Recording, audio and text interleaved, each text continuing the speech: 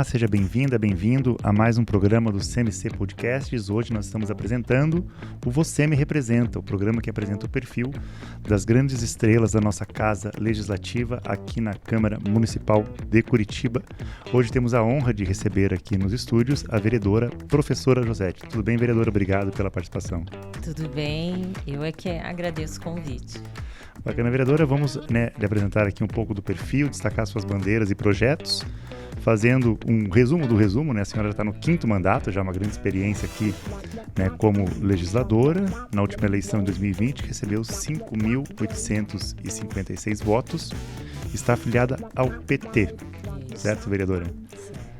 Bacana. Vereadora, vamos começar falando sobre sua relação com Curitiba, né? A senhora nasceu aqui, sempre morou aqui. Como é que é a história Professora Josete e Curitiba?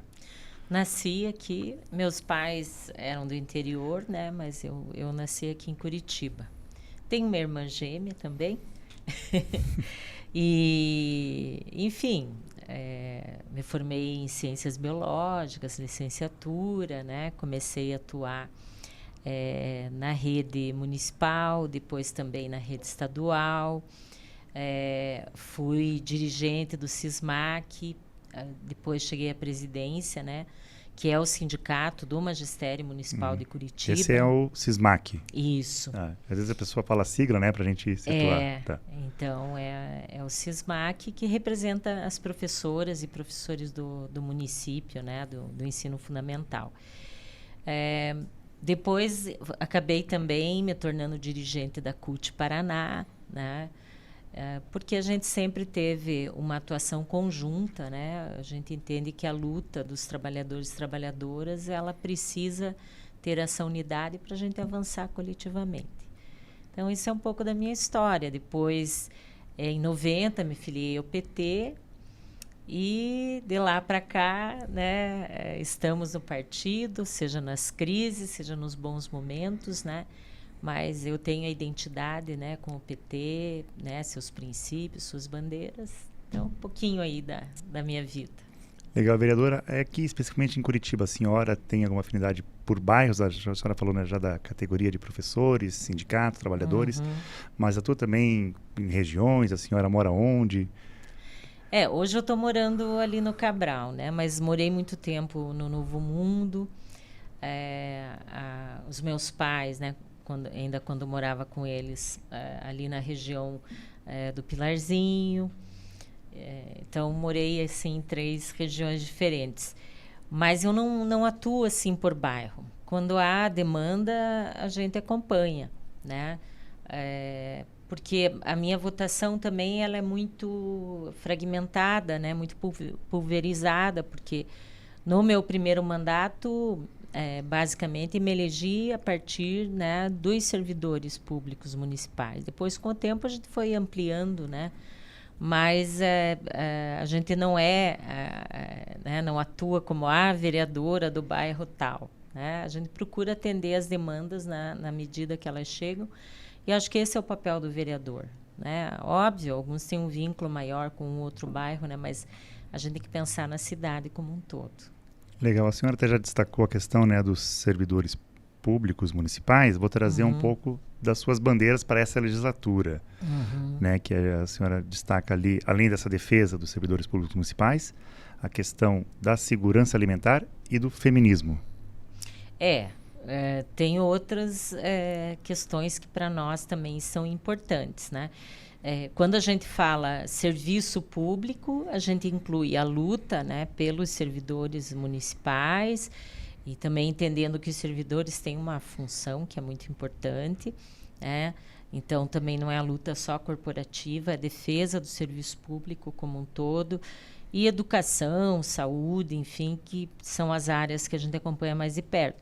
Segurança alimentar, participo do Conselho Municipal de Segurança Alimentar e Nutricional já por muitos anos também, por isso assumi a presidência da Frente Parlamentar. O transporte público, que é um tema, né, recorrente na cidade, que é um gargalo, a gente precisa resolver. Também a questão da moradia, nós acompanhamos várias ocupações, né, irregulares do município. E a gente sabe que esse é um gargalo, né? Nós temos aí 400 áreas de ocupação irregular. Então, é algo também que a gente acompanha. Mulheres, né? Não podia deixar de ser, né? Sou feminista, venho do movimento, né, de mulheres. A gente participa da Marcha Mundial de Mulheres, que é um dos coletivos, né, que atuam, enfim. Então, todo um debate, né, do empoderamento das mulheres, da luta pelo fim da violência, né? E nesse momento também que nós estamos com o presidente Lula à frente do governo, também a gente pauta, né, ações importantes do governo federal. Legal, vereadora, aproveitar que a senhora, né, ressaltou bastante a questão do feminismo, né, da pauta das mulheres, e que a gente sempre fala muito, né, que aqui no programa, que além das ideias, o vereador também tem que colocar isso em ação, em prática, né? Falar dos projetos, né, das propostas de lei. E gostaria que a senhora falasse sobre, né, esse projeto do Centro de Referência de Mulheres Vítimas de Violência. Né? Como é que surgiu essa ideia? Como é que está esse projeto? Já foi aprovado ou não? Enfim. Então, esse projeto eu apresentei na minha primeira legislatura. À época, nós só tínhamos um centro de referência estadual. Então, qual era a nossa ideia? Que cada regional tivesse um centro de referência para atender as mulheres, né? Porque era um centro de referência que ficava ali na região do Pilarzinho, então atendia mais a região norte ali, inclusive a região metropolitana, né? E a parte sul ficava desassistida, né? Porque para uma mulher se deslocar de lá, né, era muito complicado. E acesso, né? Não era uma região que tinha integração do transporte, enfim, bem complicado. Então, daí surgiu, né, o nosso projeto.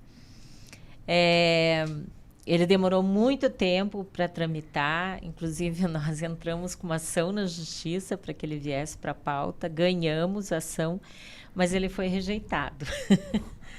Inclusive, algumas mulheres, né, votaram contra. Né? Eu acho que a gente precisa perder aqui, né, alguns posicionamentos aqui que são muito arraigados, consolidados, né, que é essa discussão entre base e oposição, né? Então, a gente muitas vezes, por ser oposição, tem os nossos projetos barrados, né? Eu acho que é uma coisa que prejudica muito, né? Quem tem uma postura. Eu acho que independente de ser base ou ser oposição, a gente precisa ter uma postura autônoma em relação ao executivo, né? Então, é lamentável que, por você ser do bloco de oposição, você tenha grande parte dos seus projetos rejeitados ou que ficam muito tempo para vir à votação. Então, a gente reapresentou depois, acabou não indo para a pauta, enfim. Então, é um projeto lá da primeira, segunda legislatura, né? Mas, felizmente, essa política pública ela avançou, né, a partir de uma ação do governo Dilma, que criou a Casa da Mulher Brasileira. Curitiba foi a segunda cidade a ter esse equipamento, que é interessante, ele concentra, né, todos os atendimentos que a mulher em situação de violência precisa, né? Então, desde o acolhimento, a assistência social, psicologia e também os órgãos ligados, né, ao governo do estado, a questão da segurança, né? Então, tem a delegacia da mulher, tem a questão do juizado especial. Então, é um equipamento interessante. Nós precisávamos ter também um lá para a região sul, né? Porque ele também fica aqui na região do Cabral, próximo ao terminal do Cabral. A vantagem é que ali tem integração do transporte, então, para quem mora em outras regiões, né, o acesso facilitou. E hoje nós temos os CRAS também, né, que são os Centros de Referência de Assistência Social, que também é uma porta de entrada para as mulheres, né, tá perto da comunidade. Então, melhorou muito esta rede, né? Então, talvez hoje o projeto ficasse um tanto quanto obsoleto, né? Porque você já tem equipamentos, o que você precisa é ampliar, né, o atendimento.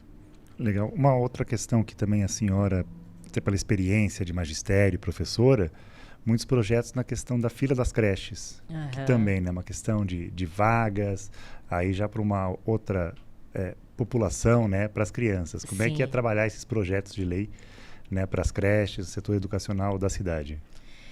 É muito importante, né? A própria Secretaria de Educação coloca que hoje são em torno de 11 mil crianças na fila de espera, né? A ideia do projeto é dar mais transparência para isso, porque a pessoa faz a inscrição e ela não sabe quanto tempo ela vai ficar na fila de espera, não sabe a ordem, né? E nós já temos municípios, né, inclusive no interior do estado do Paraná, que aprovaram leis nesse sentido e já está funcionando, né? Você não vai expor o nome da criança, né? Mas você vai ter lá um número, um código, que a família pode acompanhar em que lugar da fila ela está, para organizar a sua própria vida, né? E é um tema transversal, né? Porque nós estamos, além de garantindo a transparência, né? Essa questão da educação infantil, ela atinge a vida das mulheres também, né? Porque a mãe, muitas vezes, não consegue um trabalho porque ela tem que ficar cuidando da criança, né? Então, a gente precisa ter esse olhar em relação à educação infantil também, né? É um direito da criança, em primeiro lugar, mas também é importante porque, né, neste mundo que nós vivemos e que, felizmente, está evoluindo, as mulheres precisam sair de casa, trabalhar, ter a sua autonomia também. Agora, uma coisa que a gente sempre faz a crítica, né? Hoje o mote, né, dentro da Secretaria Municipal de Educação é que nós somos uma cidade educadora, né? Mas com 11 mil crianças, né, na fila de espera, será que esse recurso não poderia vir de uma área que não é tão prioritária para garantir esse atendimento, né, à criança, principalmente as crianças da periferia, né, onde muitas vezes o lugar onde elas se alimentam é a creche, muitas vezes o contato que ela tem com um livro de literatura, né, que ela tem com brinquedos, é a creche, né, é o Centro Municipal de Educação Infantil. Então, eu acho que a gente tem que parar, né, de usar jargão, fazer propaganda e ser cidade educadora na prática. Sim, vereadora, até nesse olhar que a senhora colocou, né, esses 2 projetos que a gente colocou da mulheres vítimas de violência, né, os centros e as questões das creches, dos centros de educação infantil, esse olhar que até parece que distou um pouco também, que a gente, né, conversou com a sua assessoria, sobre arte urbana. Né? Parece que distou um pouco desses dois, mas também dialoga com eles. Como é que são esses projetos aí sobre arte urbana? O que seria arte urbana e que projetos são esses? Então, eu acho que quando você vai se reelegendo, as demandas vão aparecendo mais também, né? Você começa com um número menor de ações e de bandeiras. Ao longo do tempo, vem chegando as demandas. Então, foi uma demanda que a gente acompanhou a partir de um primeiro projeto do atual deputado estadual Goura, né? E que depois nós assumimos a coautoria, porque o projeto não veio para a pauta. E ficamos mediando isso por mais de 2 anos para que o projeto viesse para a pauta. A arte urbana é uma nova forma de expressão, né? Que em outros países já tem muito tempo, e aqui no Brasil também já tem um tempo considerável. Mas é garantir as expressões como o grafite, por exemplo, né? Os lambes, né? Toda a arte de rua, podemos dizer assim, né? Então, é muito importante, porque hoje nós temos muitas pessoas, muitos jovens, que inclusive têm renome internacional, né? E não tinha regulamentação disso aqui em Curitiba, né? E as pessoas confundem grafite com pichação, né? Daí já fica uma polêmica. Mas, felizmente, conseguimos, né, avançar junto à Fundação Cultural de Curitiba e hoje é uma lei. Então, desta vez, uma lei a gente conseguiu aprovar. Aproveitar, vereadora, que a senhora colocou até, né, que as demandas vão aumentando, tanto no diálogo com colegas, né, vereadores, vereadoras, mas também com a população, né? Até um dos nossos objetivos aqui com o podcast é justamente aumentar essa comunicação com a população, né? Que passa a escutar a gente também aqui no YouTube, no Spotify. Até não deixe de seguir a gente, favoritar para acompanhar essas e outras entrevistas com vereadores, com temas importantes para a cidade. Mas a gente tem também, né, o nosso site que lista os vereadores, né, da atual legislatura. Eles estão ali elencados por ordem alfabética, né? A senhora está mais lá para do meio para o final da lista, né? Professora, né? Professora, começou com o P, que é o seu nome político, né? Professora Josete. Então ali tem um pouco da sua biografia, as legislaturas, as comissões que a senhora participa, também daí contatos, né? E-mail, telefone. E também a senhora tem um site pessoal, né? professorajosete.com.br, que daí mostra também, né, as suas ações aí pela cidade, junto, né, à população de Curitiba. Então, a população pode entrar em contato com a senhora também, né? Através, né, das nossas redes sociais. Redes sociais também, telefone, e-mail, enfim. Mas agora falar daí o diálogo aqui dentro, né, da sua atuação aqui na Câmara Municipal. A senhora já está aí no 5º mandato, já se tornando uma das mais experientes da casa, né? Né? A senhora participa de 8 frentes parlamentares, né? Já destacou que lidera aí a Frente Parlamentar de Segurança Alimentar e participa de 3 comissões, né? A de Economia, Finanças e Fiscalização, a de Educação, Turismo, Cultura, Esporte e Lazer e a Comissão de Serviço Público. Vereadora, como é que é o diálogo aqui dentro, né? Entre vereadores e vereadoras, base e oposição? Como é que é a importância do diálogo, né, na casa aqui parlamentar? A gente precisa dialogar para tentar avançar, né? Principalmente quando nós estamos falando de políticas públicas, né? Eu acho que nesse momento não pode existir por parte dos vereadores essa distinção entre base e oposição. Nós precisamos fazer com que a política pública chegue lá na ponta, né? Na escola, na unidade de saúde, no CRAS, enfim. Então, eu, pelo menos, procuro sempre fazer esse diálogo, né? Para que a gente procure, para que a gente faça com que as pessoas tenham esse direito garantido. Então, eu sempre procurei participar da Comissão de Economia, Finanças e Fiscalização. Por quê? Porque é por ali que passam todos os projetos que dizem respeito, né, aos investimentos do município, em que áreas serão, as leis orçamentárias. É ali que a gestão define qual é a prioridade. A gente sabe que os recursos eles não são suficientes para atender a tudo, né? Mas você tem que estabelecer prioridades e atender justamente aqueles setores da população que precisam mais das políticas públicas, né? Então, esse é um debate que a gente faz na Comissão de Serviço Público, né? Como eu disse, a gente não atua só de forma corporativa, a gente faz a defesa dos servidores, tivemos projetos que passaram aí esse ano, dos planos de carreira, enfim, né? Mas também pensamos, né, nas ações do poder público para que realmente o cidadão e a cidadã seja atendido. E por isso a escolha da educação também, dessa comissão, porque é onde eu tenho mais identidade, né? Eu sou professora da rede pública e a gente precisa, né, fazer o debate não só em relação a condições de trabalho dos professores, mas da estrutura das escolas, dos CMEs, enfim, nós temos vários equipamentos, prédios antigos que precisam ser adequados, né? Então, e daí ali entra a questão da cultura também, né? Que é muito importante e muito cara para nós também.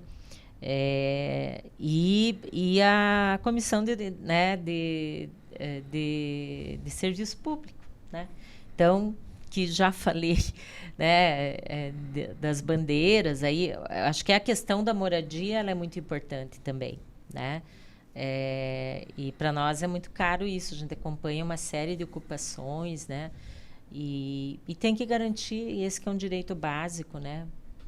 As pessoas terem um lugar digno para viver, né? Que não alague, que não esteja na beira do rio, que não seja um lugar de risco, né? E que elas tenham segurança para dizer, não, aqui é o meu lugar, aqui ninguém vai me tirar, né? Então, também a moradia também é uma política pública, né? Sim. Vereadora, até para a gente terminar, fazer uma pergunta até relacionada à sua bandeira em relação ao feminismo, né? A senhora também apresentou aqui bastante ideias, projetos, né, na ótica das mulheres. Na atual legislatura, a gente chegou a ter, né, o maior índice de participação feminina na vereança, né? 9 vereadoras, chegamos a ter 9 vereadoras em 2022, mas num conjunto de 38. Né? Foi o maior número de vereadoras da história de Curitiba, mas ainda muito distante em relação a homens, né? A diferença percentual. Como é que a senhora vê a participação da mulher na política? É fundamental, né? Porque nós temos as condições, né? Enfim, temos características também importantes, né? Que são culturais, mas que nesse momento eu acho que os homens ainda têm que construir muito essa questão do cuidado com o outro, né?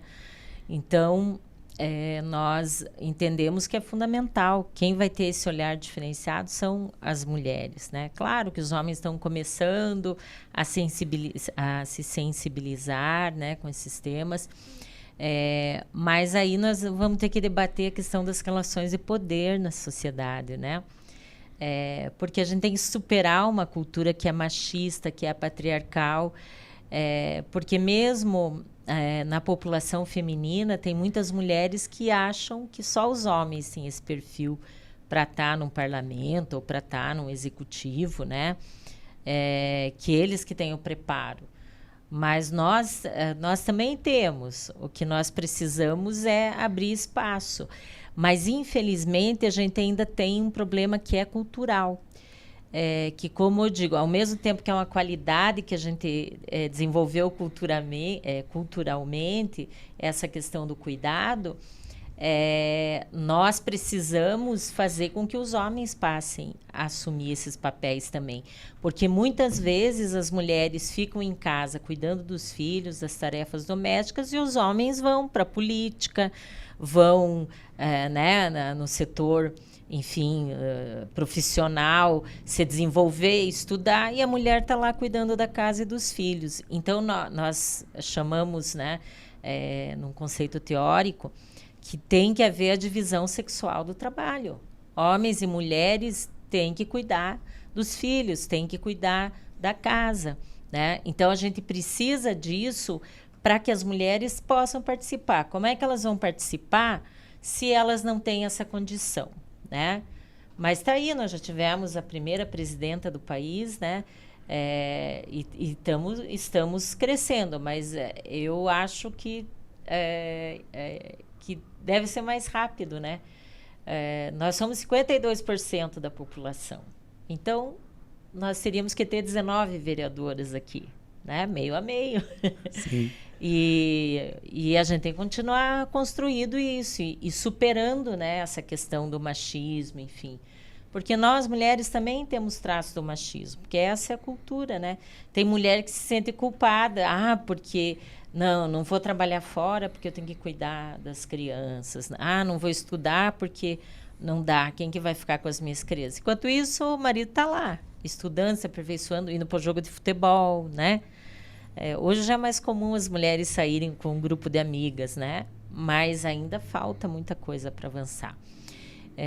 Então, essas relações de poder que impedem muito que as mulheres possam, né, participar de forma mais efetiva da política. Legal que a senhora também está afiada para o Enem. Se tivesse feito o Enem esse ano, né, que foi a pergunta sobre a questão do cuidado, né? Sim, sim. Maravilha. Vereadora, agradecer aqui a sua participação. Você me representa, né? Uma grande representante aqui de Curitiba. Parabenizar aí pelo seu trabalho, pela sua atuação. Obrigado pela participação. Agradecer também a você que nos assistiu, nos ouviu aí nas redes sociais. Deixe seu comentário nessa entrevista, nas outras entrevistas, aqui no Você Me Representa, né? Um dos programas do CMC Podcasts, liderados aqui montados aqui pela Diretoria de Comunicação Social, que é liderada pela Patrícia Tressoldi. Ela que está operando aqui os cortes de câmera, nos dá a honra aqui de liderar toda essa filmagem. Agradecer mais uma vez a presença da vereadora, você aí de casa, do seu celular, computador. Fique ligado na gente, até a próxima.